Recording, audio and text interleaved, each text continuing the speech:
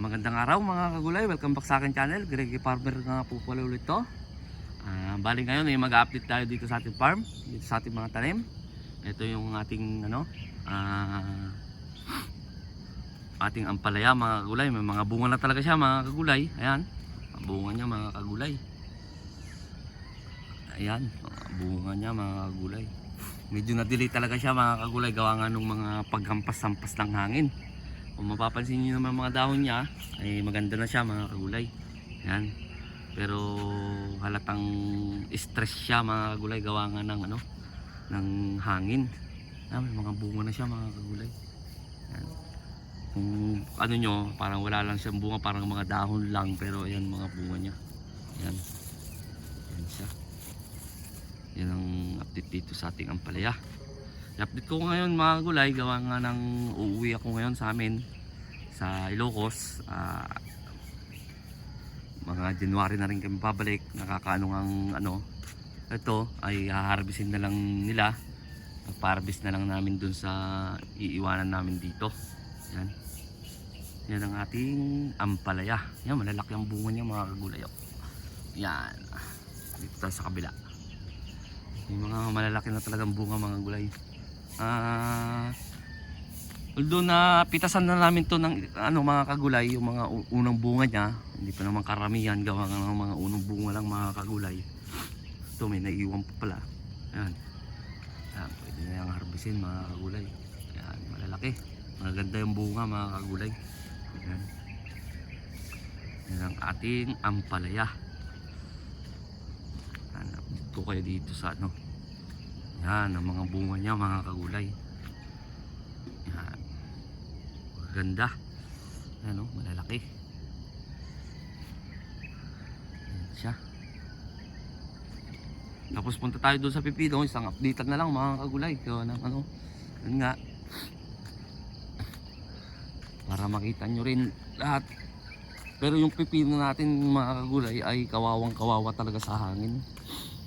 Kaya hindi ganong kaya nga nag-pruning na ako dun sa pipino para makabuelo talaga dito. Tapos yung mga damo natin dito mga gulay, na-sprayan na ng mga nakaraan. Kaya kung mapapansin nyo na nilaw. Magtatanong kayo kung anong in-spray ko dito mga kagulay, ay yung Maximus. Yan siya, dilaw na siya. Yan, punta tayo sa pipino para isang update na lang mga kagulay. Kasi sa sunod na video ko na ito ay yung pag-uwi naman namin sa Ilocos mga kagulay, para maano nyo rin kung saan talaga ako pinanganak, saan ako nang galing. Ayan, ang pipino natin may mga bunga na rin siya mga kagulay, yung pipino natin. Ayan. Ayan. Kung mapapansin nyo, manipis siya, gawa ng tinanggal ko yung mga sanga dun sa ilalim. 4 na sanga lang naman ang tinanggal ko mga kagulay, kaya ganyan siya manipis. Ayan. Ayan siya. Tapos punta tayo sa sitaw. Sitaw naman tayo mga kagulay. Marami ng bulaklak yung pipino natin. Manipis pa nga lang siya, gawa nga lang hindi pa lumalabas yung sanga niya dito sa bandang taas. Yan. Yan. Na rin to, naispiran na rin ng pandamo mga kagulay. Yan, Maximus din ang tinira ko dyan sa damong yan. Ito ang ating pipino. Ito, medyo makapal-kapal dito banda kasi doon nanggagaling yung hangin. Siyempre nahaharangan na ng ibang pipino dyan, kaya medyo maganda dito. Medyo makapal na rin, lumabas na yung kasi dito mga sanga niya. Kung mapapansin nyo, nagsisilabasan na mga side shoot. Yan kaya makapal dyan. Ayan. Dito naman tayo sa ating sitaw, para isang updatean lang. Ito naman yung ating sitaw. Umakyat na rin siya mga kagulay. Yan ang ating sitaw. Yan. Maganda rin ang mga dahon ng ating sitaw. Sinyalis yan na talagang walang wala ring insekto kasi nag-i-spray nga tayo.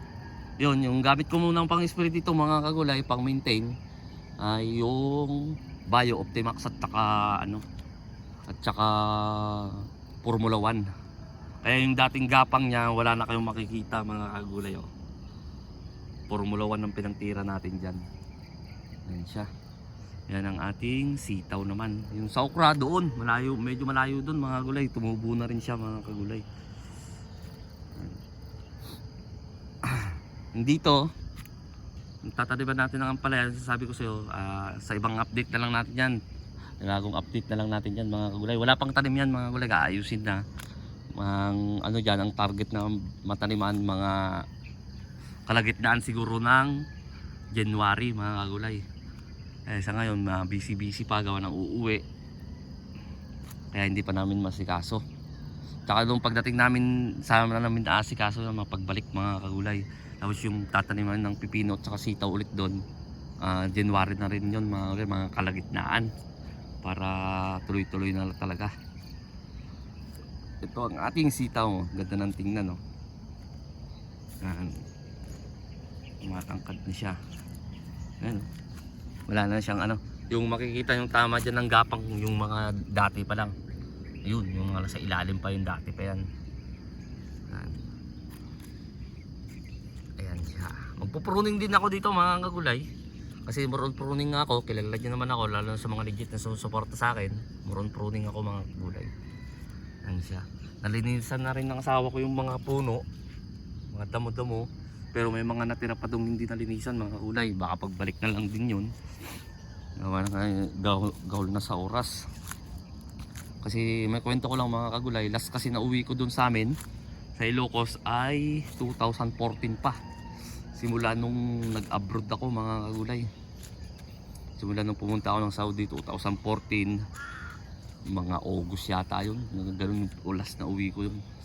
Hanggang ngayon mga kagulay, hindi pa ako nakakauwi. Ngayon pa lang, itong pag-uwi namin ngayon tuloy naman na yung uwi namin. Yun nga, may sasakyan naman yung kumpare ko, ay magpapatid na lang tayo mga kagulay. Yan. Sa gustong manood din, gagawan ko rin ng vlog yon mga kagulay, o kaya content. Yung pag-uwi namin doon, gawa nga ng kung 2014, di halos 11 years mga kagulay. 11 years na hindi ako nakauwi sa amin.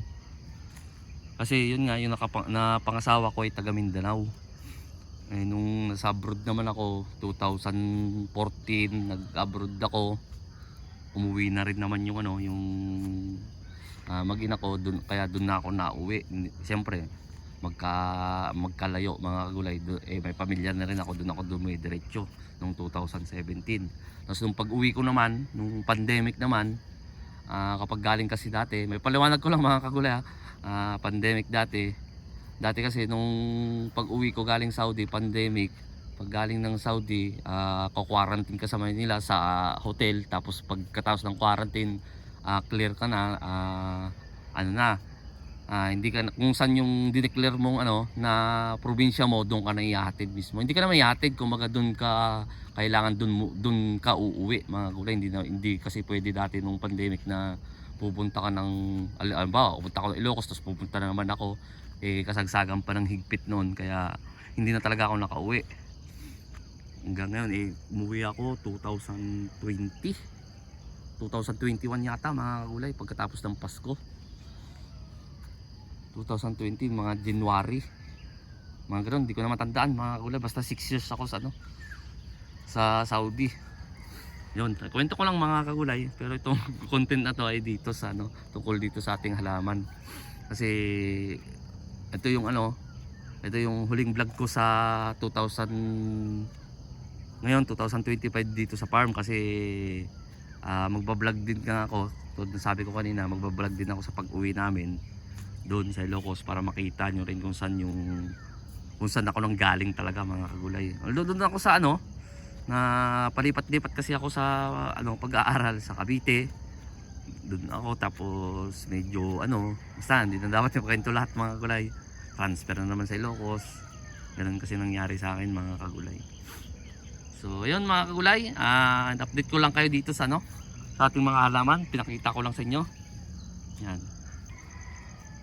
Para makita nyo rin, lalo na itong sitaw natin yan.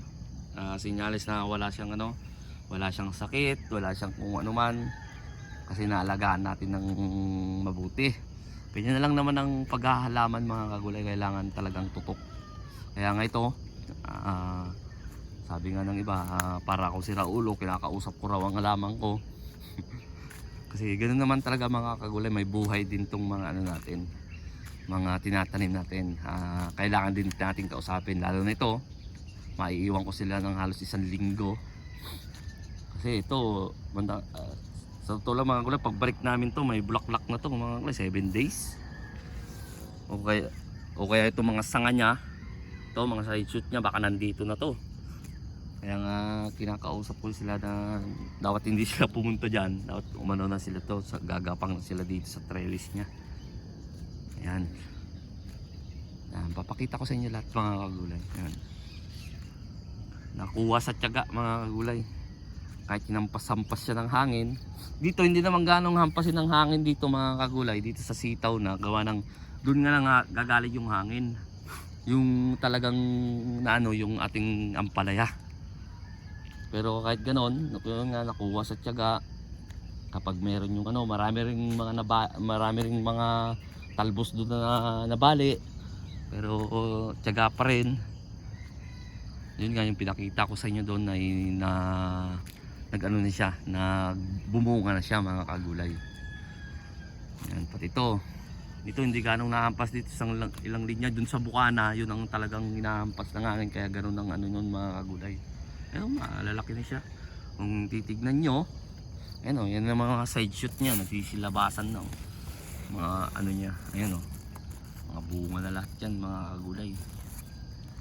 Yan, ating pipino. Yan din nagsisilabasan na rin yung mga niya, sanga niya nitong ating mga kailangan i-akyat yan. Kaya nga sabi ko doon sa ko, kasi hatid lang naman kami doon ng kumpare ko. Yun nga yung sabi na natin kasosyo natin dito. Pagbalik niya, siya rin natitingin dito. Siya ang mag-i-spray, siya ang mag-harvest doon sa ampalaya.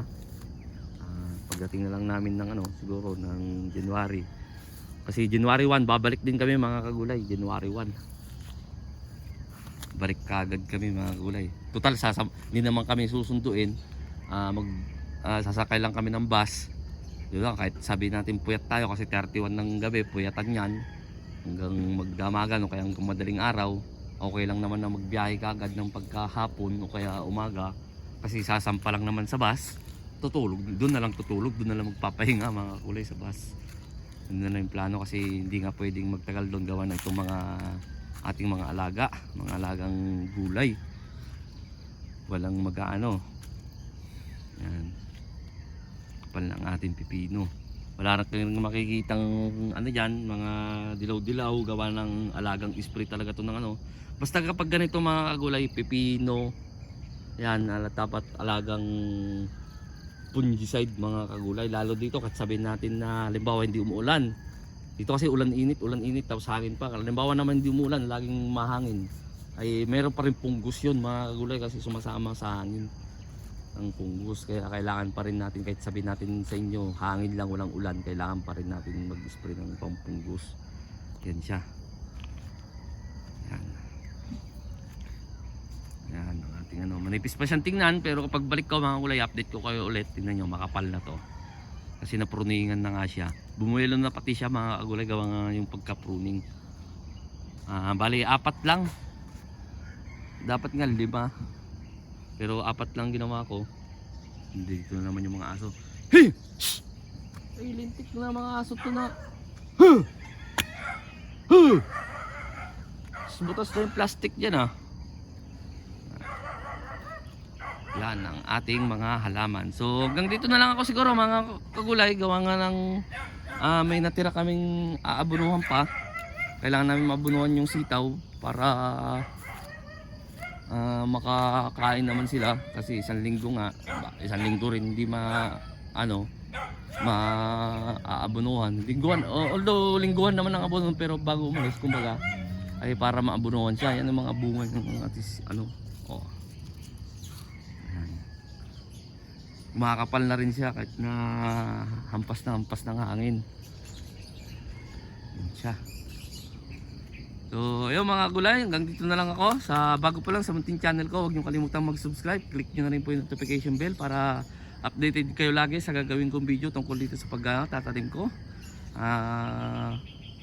Huwag niyo ring mga gulay, magbablog ako tungkol doon sa pag-uwi ko, kasi yun nga, halos 11 years ako hindi nakauwi ng Ilocos. na papakita ko rin sa inyo kung tagasan talaga ako, kung saan ako lang galing, saan ako pinanganak. Sana panoorin nyo din po kahit hindi tungkol sa gulay. Maraming salamat po ulit. God bless po sa ating lahat.